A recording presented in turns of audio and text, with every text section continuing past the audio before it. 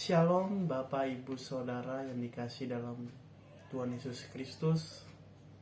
Saya Maruba Sirait. Semoga kita semua dalam keadaan sehat-sehat. Hari ini saya akan menyampaikan Injil Yohanes atau Injil setelah sinoptik. Mari kita sama-sama belajar Bapak Ibu di dalam Injil tersebut. Injil Yohanes adalah Injil yang unik dari antara keempat Injil lainnya. Injil Yohanes ini lebih banyak mencatat mengenai pelayanan Yesus di daerah Yudea dan Yerusalem. Injil ini menyatakan secara sempurna rahasia tentang kepribadian Yesus. Menurut beberapa sumber kuno, penulis ini berada di Efesus. Kemudian ia diminta oleh para panatua di Asia atau menulis Injil ini demi menghilangkan ajaran sesat atau bidat, atau bisa dibilang gnostik. Injil Yohanes adalah karya seni mengisterial berupa suatu laporan karya hebat dari literatur kuno. Injil Yohanes memiliki daya tarik yang jelas bagi hati dan pikiran. Latar belakang Injil ini, Injil Yohanes memiliki sifat informasi tentang keadaan yang terjadi saat kitab ini ditulis. Karena fokus utama Injil ini untuk membuka kisah tentang Yesus. Injil ini juga sedikit memberikan tentang siapa penerima dan bagaimana latar belakang penerima Injil. Latar belakang jemaat, setiap orang yang percaya kepada Yesus sebagai Mesias akan dikucilkan. Salah satunya akan dikeluarkan dari sinagoge. Terdapat di Yohanes 9 ayat 22, Yohanes 12 ayat 42, Yohanes 16 ayat 2. Penulis Yohanes menggambarkan Yesus adalah anak Allah atau Mesias yang hidup di dalam Yohanes 20 ayat 31. Sosok yang terlibat dalam penciptaan bersama Allah di dalam Yohanes 1 ayat 1 sampai 4. Anak domba Allah, Yohanes 1 ayat 29. Dia adalah firman yang hidup atau menjadi manusia. Terdapat di Yohanes 1 ayat 1. Dan penulis Injil ini sama seperti Injil lainnya. Penulis dari Injil ini pun masih anonim. Tradisi kuno gereja atau akhir abad 2, Injil keempat ditulis oleh Yohanes anak Zebedeus, satu dari 12 murid Yesus. Pernyataan tradisi kuno gereja masih diragukan oleh para cendekiawan karena tidak mungkin Yohanes yang seorang nelayan di mana notabene latar belakang pendidikannya tidak tinggi dapat menuliskan pembahasan rabi dengan sangat baik. Dalam Injil ini hanya terdapat satu pegangan mengenai penulisan Injil ini, yaitu terdapat di dalam Yohanes 21 ayat 10 dan ayat 24. Dalam Injil ini tidak secara eksplisit menyatakan nama penulisnya. Penulis Injil ini dinyatakan dengan sebutan murid yang dikasihi. Siapa murid yang dikasihi Yesus? Tradisi kuno meyakini ia adalah Yohanes anak Zebedeus karena namanya tidak pernah dituliskan secara tegas dalam Injil ini, kecuali melalui satu rujukan kepada anak-anak Zebedeus, terdapat di Yohanes 21 ayat 2. Malah Martin Luther mengusulkan pendapatnya bahwa murid yang dikasih mungkin Lazarus. Ia bersama dengan Yesus seminggu sebelum Yesus disalibkan, dan terdapat di dalam Yohanes 12 ayat 1 dan 2. Dan ia 2 kali disebutkan sebagai orang yang dikasihi Yesus. Terdapat di Yohanes 11 ayat 5, Yohanes 11 ayat 36. Sebenarnya siapa murid yang dikasihi? Kalau kita bisa lihat dalam pernyataan tradisi kuno, yang paling masuk akal dan yang paling memungkinkan para penulis gereja zaman Irenaeus sangat mendukung Yohanes adalah penulis Injil keempat. Fakta-fakta penulis Injil Yohanes, ia adalah seorang Yahudi yang terbiasa berpikir dalam bahasa Aram. Si penulis sangat mengenal adat Yahudi. terdapat di Yohanes 1 ayat 19 sampai 28. Ia menyebutkan tentang pengharapan umat Yahudi akan kedatangan Mesias. Yang kedua, Yohanes 4 ayat 9. Ia tahu betul perasaan orang Yahudi terdapat orang Samaria. Yang ketiga, Yohanes 4 ayat 20. Eksklusifan sikap orang Yahudi dalam ibadah. Penulis juga memahami perayaan-perayaan Yahudi yang ia terangkan kepada para pembaca. Dan selanjutnya, ia adalah seorang Yahudi Palestina yang mempunyai hubungan erat dengan negeri itu, terutama dengan Yerusalem dan sekitarnya. Penulis tidak asing dengan kota-kota yang ada di Galilea, dan ia juga tidak asing dengan wilayah orang Samaria. Ia adalah seorang saksi mata dari beberapa kejadian yang ia rekam dalam Injil ini, yaitu di mana ia berbicara dengan menggunakan orang ketiga, terdapat di Yohanes 9 ayat 35. Jam atau waktu ketika Yesus duduk di tepi sumur itu terdapat di Yohanes 4 ayat 6. Jumlah dan ukuran tempayan pada pesta perkawinan di Kana didapat di Yohanes 2 ayat 6. Berat minyak yang digunakan Maria untuk meminyaki kaki Yesus terdapat di Yohanes 12 ayat 3 dan 5. Dan pencucian pengadilan Yesus terdapat di kitab Injil Yohanes 18 sampai 19. Kita dapat simpulkan bahwa penulis Injil Yohanes adalah seseorang yang bersama-sama dengan Yesus sejak awal karirnya, termasuk dalam kelompok murid-murid Yesus yang disebutkan dalam cerita. Ia adalah murid yang dikasihi menurut pasal terakhir, yang berada sangat dekat dengan Yesus pada perjamuan malam yang terakhir, yaitu di dalam kitab Injil Yohanes 13 ayat 23. Saat pengadilannya dan di bawah di kayu salib, itu terdapat di Yohanes 19 ayat 26 sampai 27. Nah, di sini kita bisa lihat Bapak, Ibu, Saudara yang dikasih dalam Tuhan Yesus, dugaan mengenai murid yang dikasih Yesus. Dalam Injil lain terdapat 3 orang yang bersama Yesus dalam beberapa peristiwa penting. Di Lukas 9 ayat 28 dan Matius 26 ayat 37, ketiga orang itu ialah Petrus, Yakobus, dan Yohanes. Di antara ketiga orang tersebut, anak-anak Zebedeus yaitu Yohanes dan Yakobus yang paling mendekati. Keduanya tidak pernah disebut dalam Injil Yohanes, hanya sekali mereka disebutkan dalam rujukan anak-anak Zebedeus, terdapat di Yohanes 21 ayat 2. Tidak mungkin Yakobus karena ia mati syahid di Kisah Para Rasul 12 ayat 2 sebelum ia berumur tua. Dalam Yohanes 21 ayat 23 dikatakan bahwa murid yang dikasih akan meninggal pada waktu ia sudah berumur lanjut, sehingga timbul desas-desus, ia tidak akan mati. Maka pilihan yang tersisa adalah Yohanes. Jadi yang paling mendekati mengenai penulis Injil Yohanes adalah Yohanes, anak Zebedeus, salah satu dari 12 murid Tuhan Yesus. Siapa Yohanes anak Zebedeus? Ia adalah anak Zebedeus.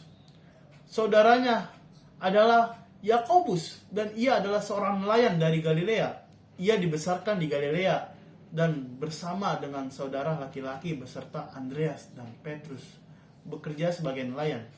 Kemungkinan ia adalah murid Yesus. Ia mengikuti Yesus dalam perjalanan yang pertama di Galilea, dan kemudian memutuskan meninggalkan pekerjaannya bersama dengan rekan-rekannya untuk mengikuti Yesus. Dia rela meninggalkan pekerjaannya untuk demi mengikut Yesus. Yohanes menjadi saksi mata atau turut merasakan peristiwa-peristiwa dalam kehidupan Yesus yang dituliskan dalam Injil Yohanes. Yohanes ada bersama dengan Yesus ketika ia berada di Yerusalem pada awal pelayanannya di Yudea. Pembicaraan Yesus dengan Nikodemus kemungkinan terjadi di rumah Yohanes. Yohanes menjadi salah satu murid dari ke-12 murid Yesus.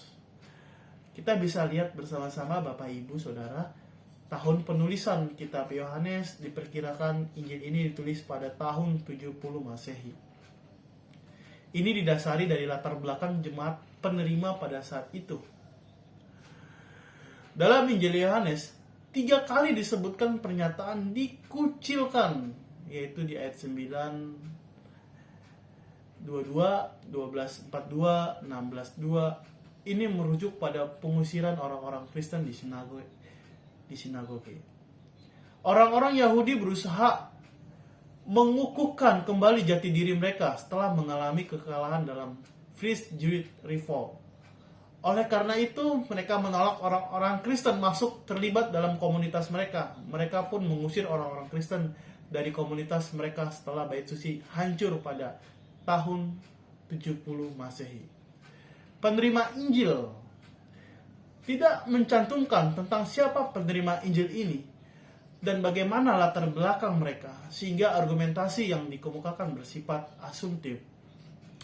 Katakanlah Injil ini ditulis di Efesus. Kemungkinan besar penerima kitab ini adalah jemaat Efesus. Apabila dikatakan penulis Injil Yohanes dan kitab Wahyu itu orang yang sama, maka kemungkinan besar Injil ini ditunjukkan untuk komunitas yang lebih besar, yaitu ketujuh jemaat di Asia kecil di mana tertulis dalam kitab Wahyu. Tujuan penulisan ini untuk mempertahankan iman secara intelektual terhadap kritik yang dibawa oleh orang Yahudi untuk mengubah orang Yahudi atau orang Samaria, untuk menetapkan superioritas Yesus atas para pemimpin agama lain seperti Musa dan Yohanes Pembaptis, untuk melayani kebutuhan liturgi mereka yang menyembah Yesus sebagai anak Allah, untuk memperdebatkan poin-poin doktrinal tertentu, untuk mempertahankan budaya tandingan yang dipupuk untuk menentang dunia Romawi yang korup dan tidak adil. Jadi tujuan penulisan bagian-bagian tertentu dalam teks Injil sendiri menunjukkan tujuan yang lebih umum dan transenden. Aku mengatakan hal-hal supaya kamu diselamatkan. Terdapat di Yohanes 5 ayat 34. Kamu akan mengetahui kebenaran, dan kebenaran itu akan memerdekakan kamu. Terdapat di Yohanes 8 ayat 32. Semua itu kukatakan kepadamu agar kamu jangan tersandung. Yohanes 16 ayat 1. Dan Injil ini diakhiri dengan indikasi tujuan eksplisit, yaitu hal-hal ini ditulis agar kamu dapat percaya atau terus percaya dalam Yesus adalah Mesias, anak Allah, dan bahwa melalui percaya kita dapat memiliki hidup dalam namanya. Itu di dalam Yohanes 20 ayat 31. Jadi dapat dikatakan bahwa tujuan ini atau tujuan Injil ini untuk melakukan apa yang dikatakan Yesus. Yesus datang agar orang-orang dapat diselamatkan, dibebaskan, dan dijauhkan dari tersandungan. Dan Injil ini berusaha untuk mengilhami dan menopang iman Yesus dengan agar manusia memiliki kehidupan di dalam Yohanes 10 ayat 10. Dan Injil ini ditulis agar manusia memiliki kehidupan di dalam namanya. Kita bisa lihat Bapak Ibu, tema utama dan garis besar Injil Yohanes mengatakan dengan jelas bahwa Allah mengorbankan anaknya yang tunggal supaya setiap orang yang percaya kepadanya akan memiliki hidup yang kekal. Yohanes 3 ayat 16. Mukjizat diberikan tidak hanya untuk menyembuhkan, tetapi mukjizat diberikan sebagai sebuah tanda yang mengarah kepada Yesus dalam bentuk apapun, baik luka hati maupun permohonan kita kepada Allah. Semuanya itu telah ditebus melalui darah Kristus. Injil Yohanes juga menekankan bahwa Allah tidak hanya ingin kita mengasihi Dia, tetapi mengasihi sesama kita juga. Dan terakhir, Roh Kudus memberikan damai yang kekal kepada kita, yang tidak akan kita dapat oleh apapun dan siapapun di dunia ini. Jadi garis besar dari Injil Yohanes secara keseluruhan, garis besar yang terdapat di Injil Yohanes memiliki 3 bagian, yaitu prolog di Yohanes 1 ayat 1 sampai 18 dan 2 bagian besar kitab tanda-tanda Yohanes 1 ayat 19 sampai 12, dan ayat 50. Dan kitab kemuliaan terdapat di dalam Injil Yohanes 13 ayat 1 sampai 21 dan 25. Dan terdapat ada dalam kitab tanda-tanda, kita bisa lihat kesaksian Yohanes, Andreas dan Petrus, Filipus dan Nathanael, perkawinan di Kana, pembersihan bait suci, Yesus di Nikodemus, Yesus di Yohanes, perumpamaan Samaria, Galilea, menyembuhkan seorang anak yang sakit, kolam Bethesda, otoritas Yesus, kebangkitan kesaksian Yesus, dan tulisan Musa untuk Yesus, memberikan makan 5.000 orang, berjalan di atas air, kerumunan di Kapernaum, roti hidup, tanggapan murid-murid, ketidakpercayaan saudara-saudara Yesus, konflik di Yerusalem, rencana membunuh Yesus, Yesus diurapi di Betania, rencana membunuh Lazarus, Yesus masuk ke Yerusalem, Yesus memberitakan kematiannya, tanggapan kepada Yesus, inti pengajaran Yesus. Inilah kitab tanda-tanda di dalam Injil Yohanes.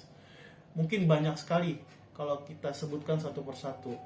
Dan ciri khas dan inti berita Injil tersebut adalah 90% materi dalam kitab ini sama sekali tidak paralel dengan ketiga Injil lainnya atau dasar cerita yang sama.